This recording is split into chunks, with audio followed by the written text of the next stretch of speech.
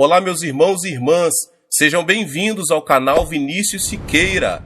E se você ainda não é inscrito aqui no canal, se inscreva aqui no canal e não esqueça de ativar o sininho das notificações. Todos os dias são postados vídeos abençoados aqui no canal, para te abençoar. Vamos a mais uma palavra do Senhor.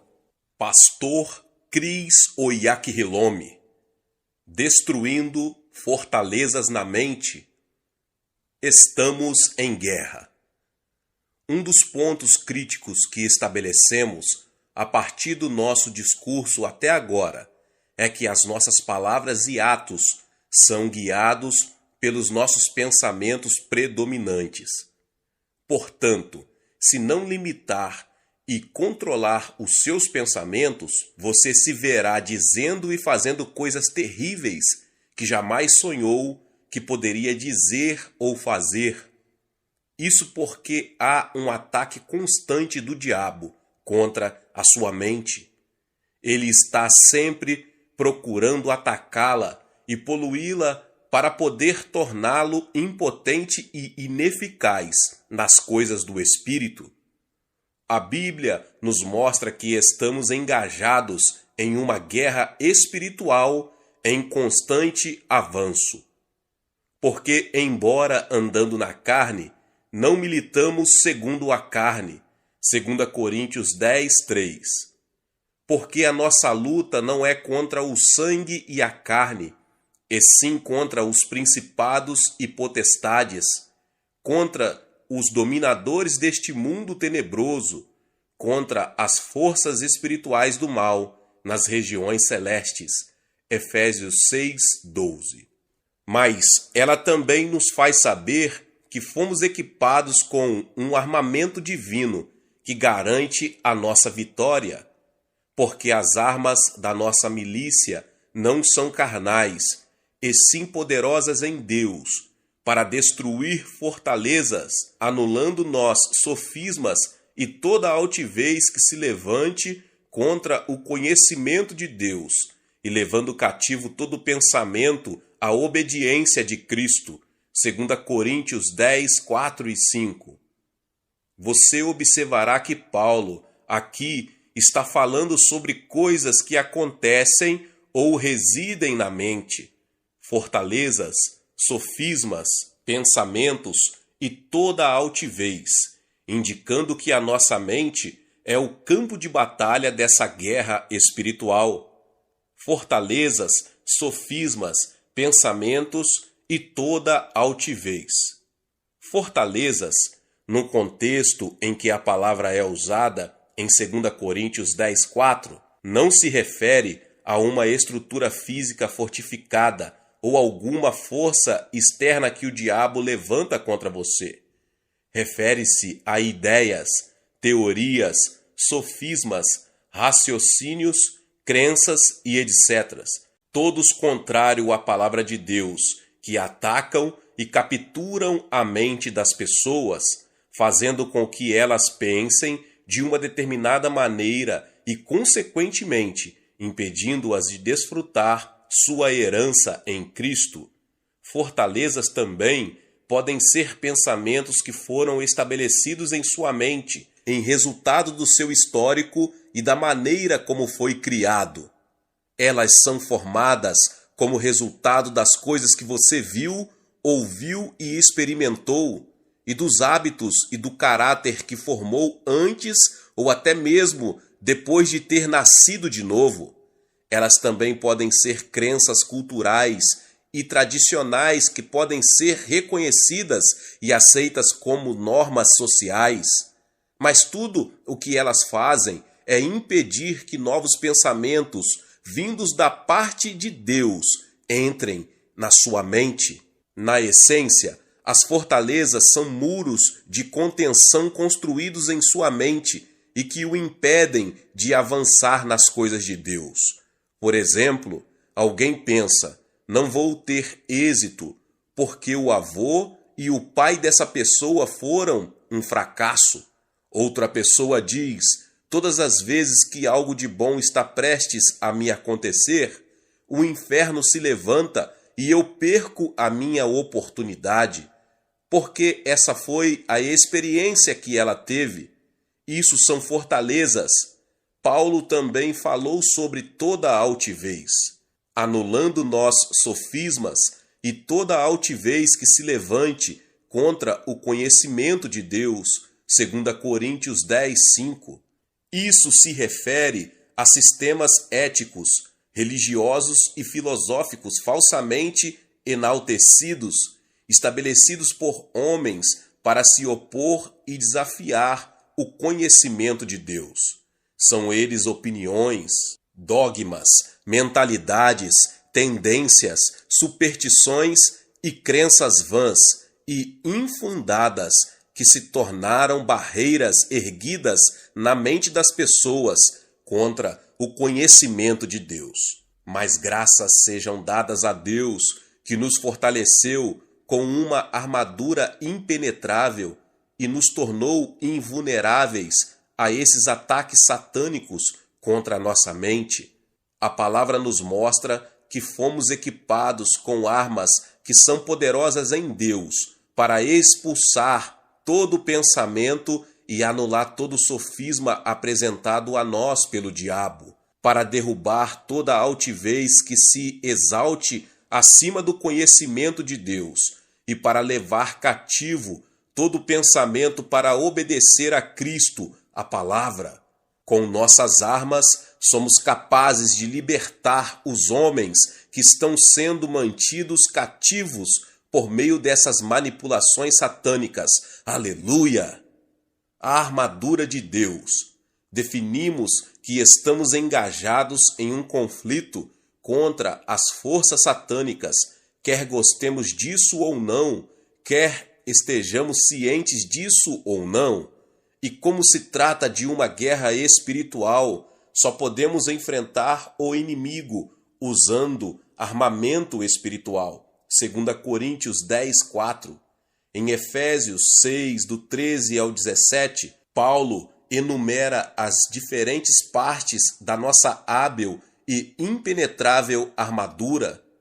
Portanto, tomai toda a armadura de Deus, para que possais resistir no dia mau e, depois de terdes vencido tudo, permanecer inabaláveis.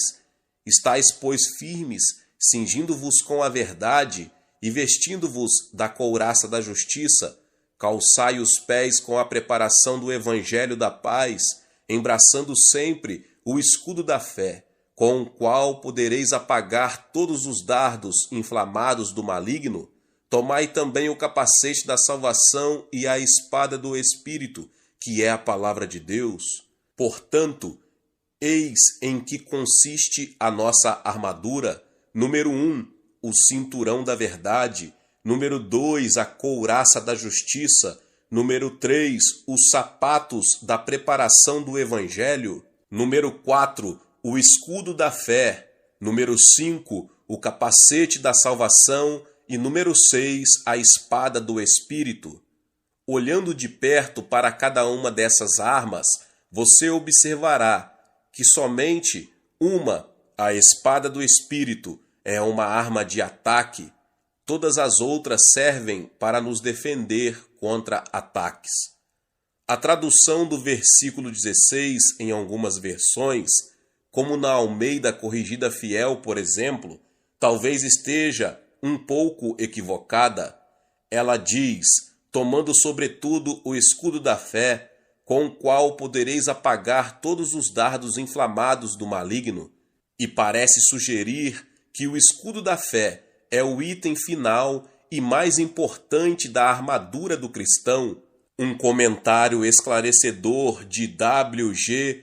Conibiare argumenta que, se fosse esse o caso, o escudo da fé teria sido colocado por último, mas Paulo prossegue e menciona mais 2 itens da armadura depois dele. Assim, em lugar de sobretudo, Conibiare diz que a tradução correta seria: tomem para cobri-los o escudo da fé, com o qual vocês poderão apagar todos os dardos inflamados do maligno. Efésios 6,16. A Bíblia Amplificada traduz da seguinte forma: ergam por cima de tudo o escudo como cobertura da fé salvadora, sobre o qual vocês podem apagar todos os mísseis inflamados do maligno. Em seu ensinamento sobre a armadura cristã, Paulo traça um paralelo interessante com a armadura do soldado romano. A palavra grega traduzida como escudo aqui é túreos e é usado especificamente para se referir ao escudo empunhado pela infantaria romana pesadamente armada. Ele era grande e alongado, tinha cerca de 90 centímetros. Não era aquele escudo comparativamente pequeno e arredondado. Uma das armas mais perigosas da guerra antiga era o dardo inflamado, uma flecha com uma ponta de estopa embebida em piche. A estopa embebida em piche era acesa e a flecha inflamada era lançada contra o inimigo. Para combatê-la, o soldado romano, totalmente protegido embaixo e atrás do seu escudo, empunhava-a diante da flecha, que era apagada ao atingi-lo. Nesse versículo, Paulo estava dizendo que o seu escudo da fé deve ser grande e forte o bastante para proteger e defender você como um todo, de tal maneira que os dardos inflamados do maligno não atinjam nenhuma outra parte da sua armadura antes de qualquer coisa. Portanto, tome o seu escudo da fé para estar completamente protegido e apagar todos os dardos inflamados do maligno. Esses dardos inflamados são pensamentos que o diabo lança na mente das pessoas, e eles têm destruído vidas e famílias, arruinado negócios, causado guerras e destruído nações. Mas com o seu escudo da fé, você pode e deve apagar todos os dardos que o inimigo lançar contra você, derrotando os argumentos do desafiante. 2 Coríntios 10:3 diz: porque as armas que empunho não são de fraqueza carnal, mas poderosas na força de Deus, para derrotar as fortalezas dos adversários. Por elas posso derrotar os raciocínios do desafiante e destruir todas as fortalezas altivas que se erguem contra o conhecimento de Deus e levar todo pensamento rebelde ao cativeiro e à submissão a Cristo. Versão Conibiare, tradução nossa. O que você usa para derrotar as fortalezas do adversário? A espada do Espírito, a palavra de Deus. Lembre-se de que essa é a única arma ofensiva do nosso arsenal. À medida que você medita, rumina e declara a palavra de Deus, essas barreiras construídas em sua mente e baseada nas coisas equivocadas que você ouviu e acreditou durante toda a sua vida, vão desmoronando como as muralhas de Jericó. Glória a Deus! É por isso que amo ensinar e pregar a palavra, porque à medida que o faço, ideias e teorias equivocadas na mente dos homens com as quais eles conviveram por tanto tempo e as culturas e tradições ímpias sobre as quais edificaram suas vidas e sociedades começam a desmoronar, elas não podem resistir ao poder da palavra de Deus. E quanto aos argumentos do desafiante, você também os derrota com a espada do Espírito. Satanás é o desafiante da palavra de Deus. Quando Deus instruiu Adão a não comer da árvore do conhecimento do bem e do mal, Satanás, na forma de uma serpente, foi até Eva no jardim e questionou a palavra de Deus, e ela foi enganada. Gênesis 3, 1-6. Ele ainda continua a agir do mesmo modo hoje. Por exemplo, a palavra declara que pelas pisaduras de Jesus você foi curado, 1 Pedro 2:24. Mas o diabo lhe dirá: vamos lá, você acha mesmo que foi curado? Se está curado, então por que ainda sente essa dor? Você perceberá que ele desafiará o que Deus disse e tentará enganá-lo para que você duvide das bênçãos de Deus com seus argumentos e sugestões negativas. Mas você pode derrotar todos eles com a espada do Espírito e, como diz a versão de Conibiare de Efésios 6,13, tendo vencido todas elas, permanecer inabalável. Portanto, não ceda terreno e fique firme contra o diabo, enquanto declara a palavra de Deus e reivindica a sua herança em Cristo. Se colocar sua armadura, nada que o diabo lançar contra você poderá atingi-lo, e com a espada do Espírito você pode lançar a ofensiva contra ele e destruir as suas fortalezas. Glória a Deus! Lidando com pensamentos e emoções negativas. Em nossa definição de mente, dissemos que ela é responsável por processar sentimentos e emoções. Isso se refere mais particularmente a diferentes graus de afeição, de falta de afeição e paixão. Você pode ser mais ou menos amoroso com alguém ou em relação a algo. Então pode haver afeição ou falta de afeição. Você também pode ser apaixonado ou não por alguém ou por algo. Todas essas coisas são produtos da mente. Não fabrique preocupação e dor. Neemias 8:10. Disse-lhes mais: Ide, comei carnes gordas, tomai bebidas doces e enviai porções aos que não têm nada preparado para si, porque este dia é consagrado ao nosso Senhor. Portanto, não vos entristeçais, porque a alegria do Senhor é a vossa força. Quero que você observe o trecho que diz: não vos entristeçais, porque a alegria do Senhor é a vossa força. A expressão não vos entristeçais não está adequadamente traduzida nessa versão, a Almeida Revista e Atualizada.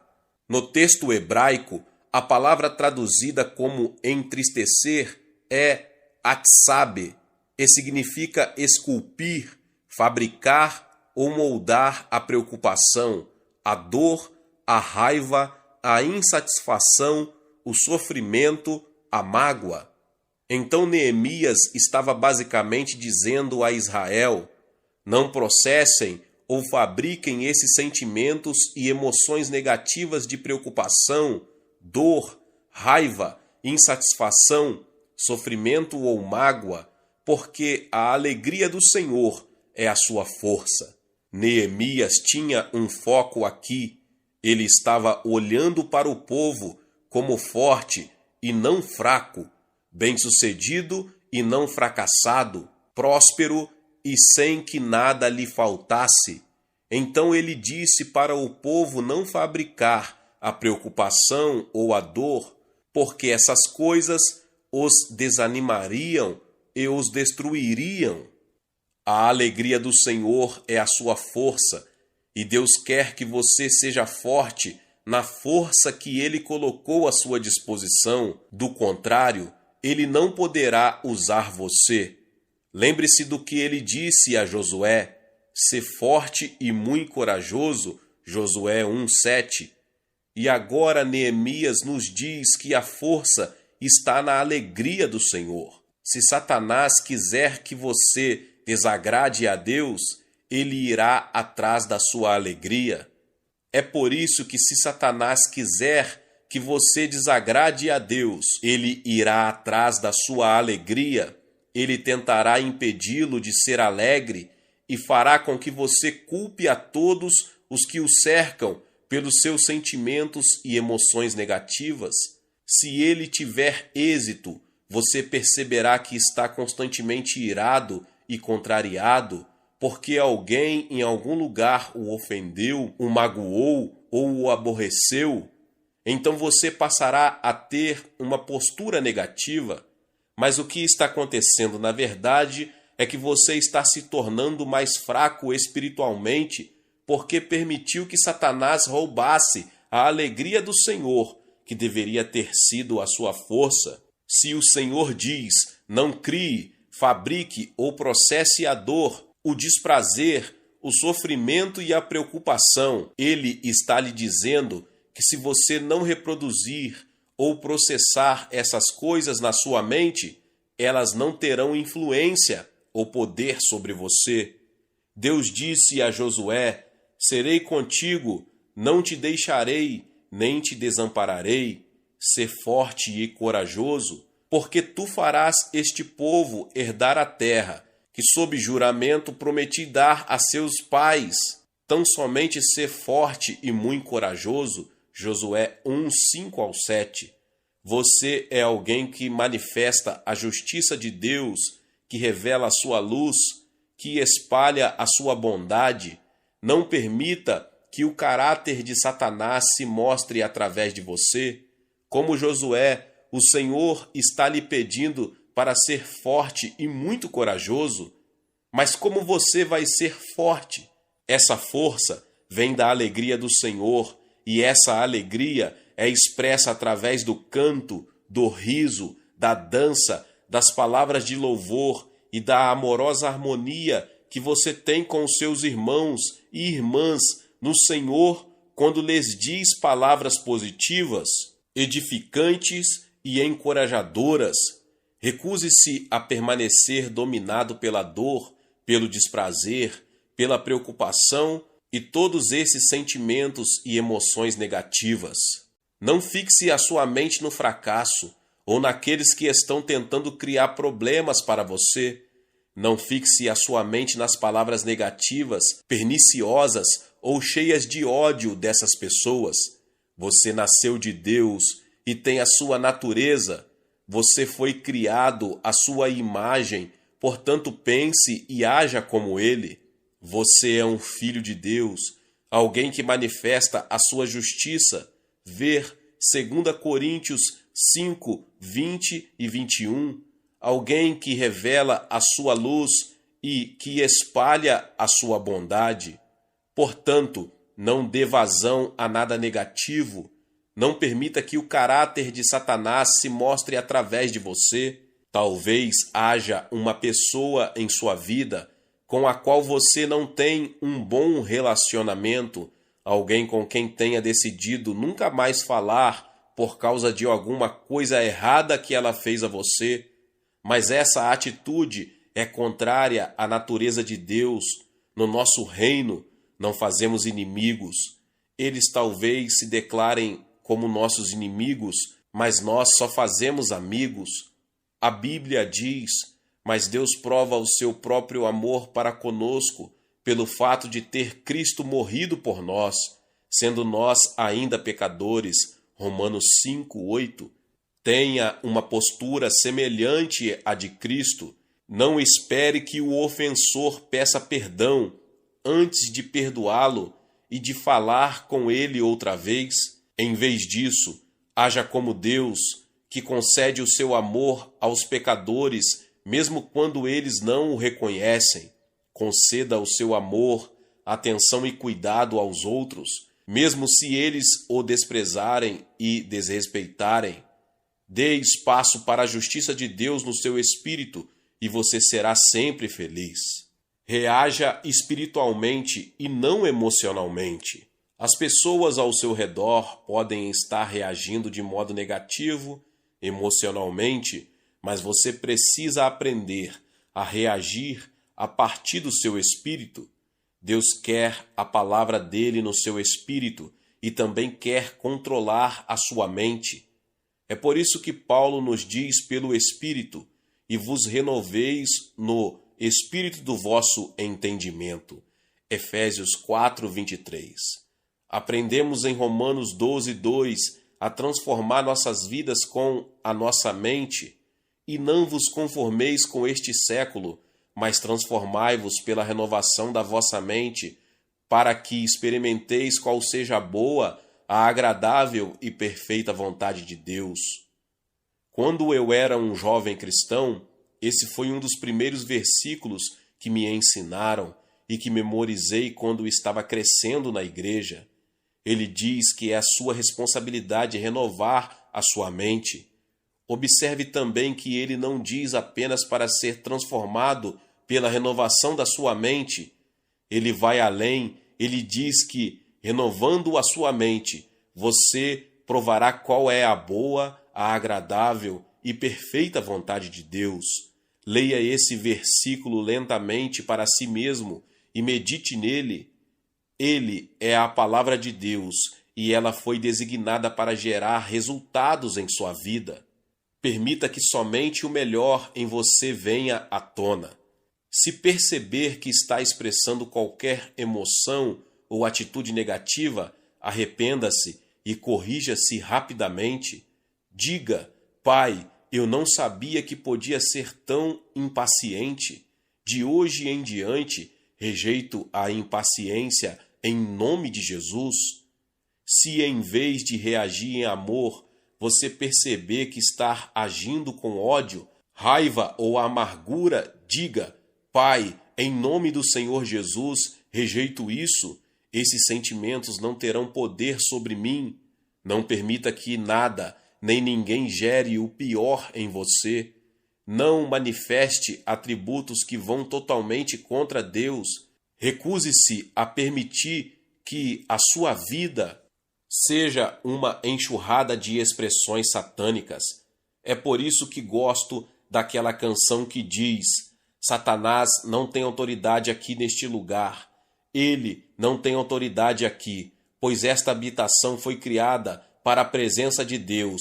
Ele não tem autoridade aqui.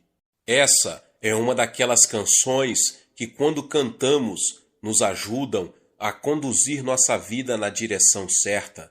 Você é a habitação do Senhor, criado para a sua presença.